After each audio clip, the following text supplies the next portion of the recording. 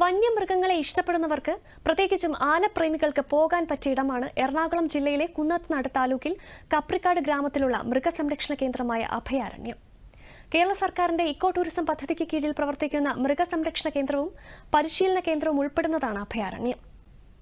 ഇവിടുത്തെ ആനകൾക്കൊപ്പം നമുക്കും അല്പനേരം കൂടാം. ജോസഫ് മാർട്ടിൻ തയ്യാറാക്കിയ റിപ്പോർട്ടിലേക്ക്. കൊച്ചിയിൽ നിന്നും 45ഓളം കിലോമീറ്റർ അകലെയാണ് ഭംഗിയാർന്ന ഈ മിനി മൃഗശാല. നിലവിൽ ഗംഭീരമായ ആനകൾ, നിരവധി തരം മാനുകൾ, കൂടാതെ പക്ഷികൾ എന്നിവ സ്വതന്ത്രമായി വിഹരിക്കുന്നത് ഇവിടെ കാണാം. സംസ്ഥാനത്തെ ആദ്യത്തെ ആന പരിശീലന പരിപാലന കേന്ദ്രമായി പ്രവർത്തിച്ചു പോരുന്ന ഒരിടം കൂടിയാണ് അഭയാരണ്യം. കേരളത്തിലെ ഏറ്റവും വലിയ ആന പരിശീലന കേന്ദ്രമായ കോടനാട് ആന പരിശീലന കേന്ദ്രം അഭയാരണ്യം വളപ്പിലാണ് സ്ഥിതി ചെയ്യുന്നത്. ആനക്കൂട്ടത്തിൽ നിന്നും പുറന്തള്ളപ്പെട്ടവയും കൂട്ടം തെറ്റി പോകുന്നവയുമായ ആനകളെ ഫോറസ്റ്റുകാരുടെ ശ്രദ്ധയിൽപ്പെട്ടാൽ അവയെ ഇവിടെ കൊണ്ടുവന്ന് പരിപാലിക്കുകയും ശുശ്രൂഷിക്കുകയും പരിശീലിപ്പിക്കുകയും ചെയ്യാറുണ്ട്. 143 ഹെക്ടർ സ്ഥലത്താണ് അനാഥരായ വന്യജീവികൾക്കായുള്ള ഈ പ്രകൃതി പുനരധിവാസ കേന്ദ്രം. കരയിലെ ഏറ്റവും വലിയൊരു ജീവിയാണല്ലോ ആന. അപ്പൊ അതിനെ കാണുന്നത് എന്തായാലും ഒരു കൗതുകമാണ്. ഇപ്പോ ഉത്തരവുകളിലൂടെയാണെങ്കിലും നമ്മൾ ഉത്സവങ്ങളിലാണെങ്കിലും എല്ലാ ആരാധനാലയങ്ങളിലും ആന ഒരു പ്രത്യേക ഒരു ആകർഷണവും ദൈവികമായ ഒരു ഇതുവാണെന്നുള്ള സങ്കല്പങ്ങളാണല്ലോ. അതുകൊണ്ടത് വലിയൊരു സന്തോഷമാണ് ആനയെ കാണുന്നത് തന്നെ. കാരണം ഇപ്പോൾ കുട്ടികൾ, ഞങ്ങളുടെ കുറച്ച് കുട്ടികളുണ്ട്. അപ്പോൾ അവരും ഇപ്പോൾ ഞങ്ങൾ ഫോട്ടോ എടുക്കാൻ തന്നെ ഇപ്പോൾ ആനയെ കണ്ടു. പക്ഷെ എന്നാലും ആനയെ കാണുമ്പോൾ പ്രത്യേക ആകർഷണം എത്ര കണ്ടാലും ഇപ്പോൾ അടുത്ത് കാണും. പലപ്പോഴും നമ്മൾ ആനകളെ കാണാൻ പറ്റിയിട്ടുണ്ട്. എന്നാൽ ഇതുപോലൊരു അന്തരീക്ഷത്തിൽ എന്താ കഴിഞ്ഞാൽ ഒരു കാടിന്റെ അതേ അറ്റ്മോസ്ഫിയറോട് കൂടിയ സ്ഥലത്ത് കാണാൻ പറ്റുക എന്ന് പറഞ്ഞാൽ അതൊരു ഭാഗ്യം തന്നെയാണ്. രാവിലെ 9 മണിയോടെ ഇവിടെ പ്രവേശിച്ചാൽ ആനയെ പരിപാലിക്കുന്ന രീതികൾ, നടത്തവും കുളിയും ഭക്ഷണം കൊടുക്കുന്നതുമെല്ലാം കാണാം. ഞങ്ങളൊരു വിനോദ സഞ്ചാരത്തിന്റെ ഭാഗമായിട്ട് വന്നാണ്. ഞങ്ങൾക്ക് എല്ലാവർക്കും പൊതുവെ ആന ഇഷ്ടമാണ്.